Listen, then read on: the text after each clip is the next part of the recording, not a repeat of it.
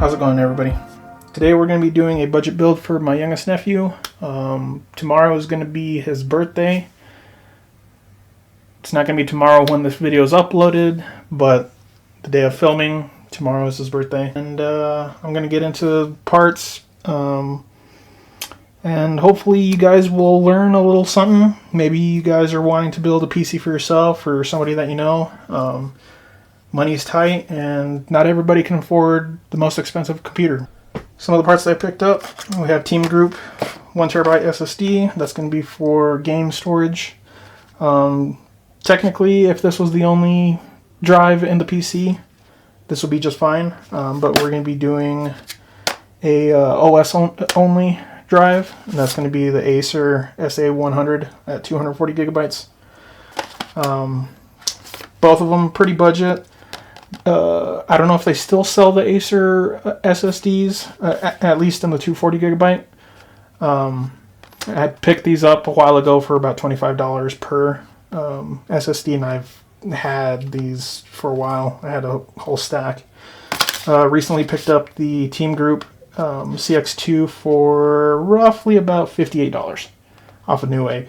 So if you guys are looking for just plain old SSDs, not M.2s, nothing super fast, but you need an upgrade from a spinning drive, this is going to be the one right now. So we're going to be using those for storage. We have something that don't really see too much on other channels, especially since a lot of the bigger tech tubers have sponsors that send them boards that already have Wi-Fi. But the board that I picked up in the used lot that I got does not have Wi-Fi, so we're going to be using a Ubit. That's a brand off of Amazon. This is a 5.2 Bluetooth and Wi-Fi PCIe adapter. We're going to put this into the computer as well. We have an EVGA 550 gold power supply, EVGA 1070 that I actually picked up yesterday. There are pretty good deals on GPUs right now. This I picked up for $120. I know eBay has them for $120 up. There's 280s, there's 270s, 260s for very reasonable prices. So if you guys are needing to upgrade your PCs, definitely check out your local Craigslist, Facebook Marketplace. There's lots of different places that you can look for GPUs. I picked this one up here off of Craigslist. Very cheap. And then I also picked up an ID cooling AURAFLOW 240 to cool the 7700K. This one was fairly cheap on Newegg. I think I picked it up for $55 or $58, something like that. Sorry for the lack of space. I can't really get into frame or anything like that. We've been doing a house remodel, so I'm here in my gaming room. It's actually more set up for just gaming, not really building PCs, but we'll have to make do today. Here we have a Fractal Design Meshlicious. Not in the greatest shape, but for the purposes that my nephew's going to use it, I don't think he's really going to care about all the scratches and dings and blemishes. I would recommend, if you're going to be building a PC, try to get a new case if you can, especially if you're OCD like me and you don't really want any dust. You want to have all the accessories that come with it, because if you try to get it on the second market, not everybody is going to keep all the accessories, all the little screws and everything that go along with it, which is the case with this one. It doesn't have the hard drive cage on the bottom anymore, which is fine. We're going to be putting SSDs, and they go right behind the motherboard anyway. Came with a PSU, but I took out the PSU. It was a white rated PSU, and just covered in hair.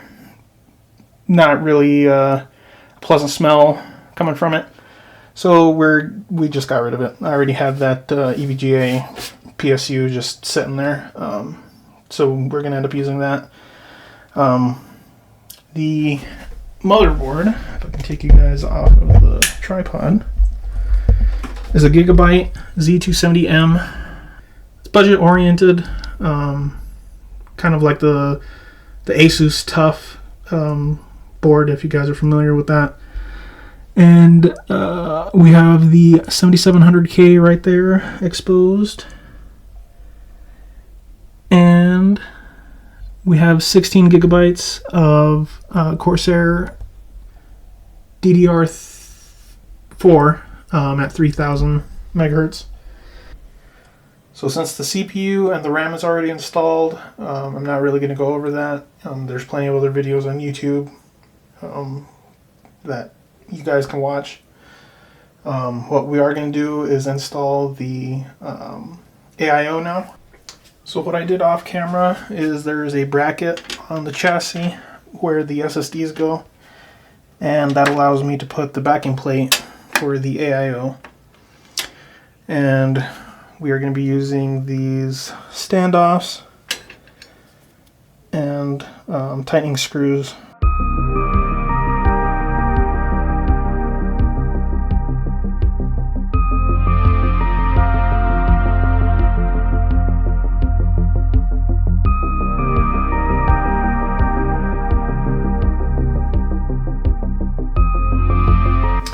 Since this motherboard doesn't have any type of RGB header or any type of RGB whatsoever on the board, we're going to have to use this cable here.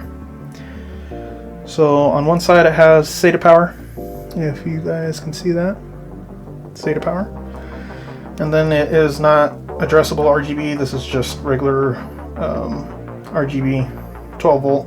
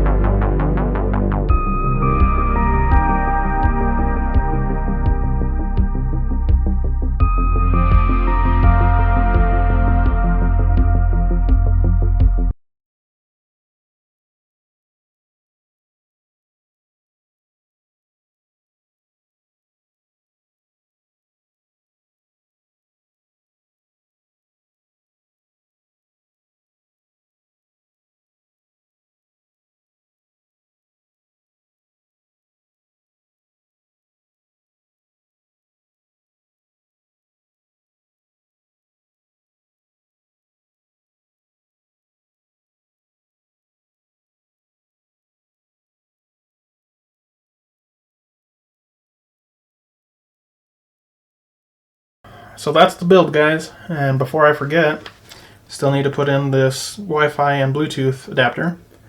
So I'm going to take it out of the box. We're going to go through all the parts that are required for it, since I don't see anybody else really post these online that I can see. I mean, I'm sure maybe the smaller channels like mine probably do, but the bigger channels, they don't really focus on any of these parts. The first component to the adapter is going to be the PCIe Express card itself. It already comes pre-installed with a full height bracket, but it also does come with a mini bracket if you're going to be putting it into a SFF style case, like maybe a Dell or something that requires a shorter bracket. It's got two antennas come included in the set, in the kit.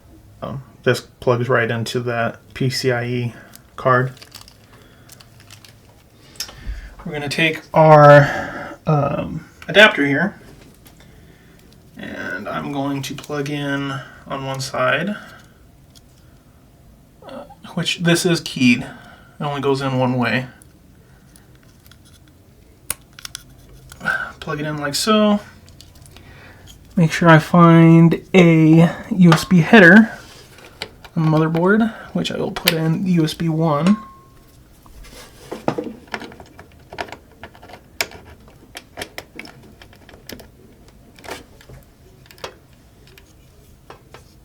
And I will just slot it into the by 16 slot. Here on the back side, all we're going to do is put on the antennas.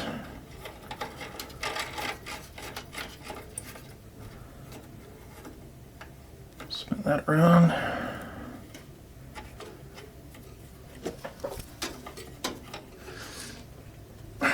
These are a little tight, so I usually like to spin them onto one side.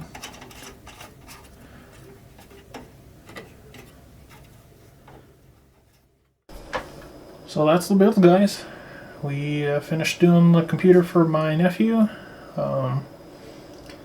The Bluetooth / Wi-Fi adapter should pretty much update itself whenever you set up Windows 10.